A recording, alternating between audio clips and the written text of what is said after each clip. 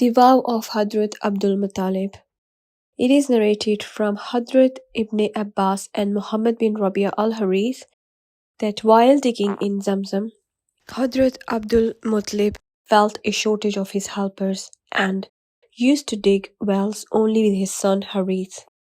At that time he pledged if Allah Almighty gave him 10 sons, he would sacrifice one of them in the way of Allah. His prayer was answered. It is narrated that Hadrat Abdul Mutlib had 13 sons. It is narrated that Hadrat Abdul Mutlib 10 sons.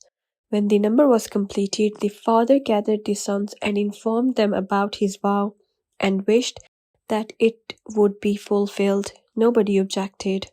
Hadrat Abdul Mutlib said to the official arrow diviner of Quraysh to cast the lots of his sons. Abdullah's arrow that drew out the first, with whom Hadrat Abdul Mutlib loved the most. Hadrat Abdul Mutlib took his knife in his hand for slaughter and walked towards the altar. Hadrat Abdullah's sister stood up and kept on crying and said, "Some other option, expiation be considered for the sacrifice." There is another narration that the leaders of Quraysh insisted that the sacrifice should be performed near Kaaba. Secondly, the choice of the son for the vow should be made in front of famous idol Hubal.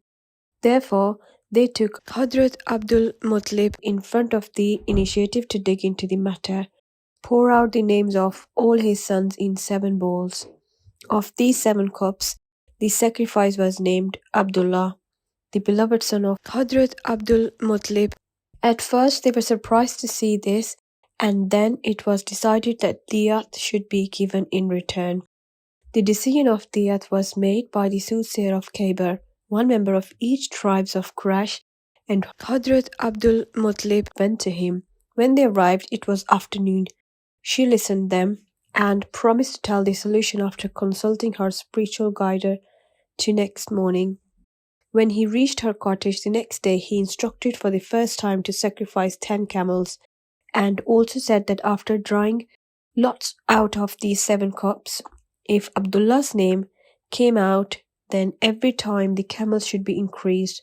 Continue to draw lots after the increased 10 camels each time until their number reached 100.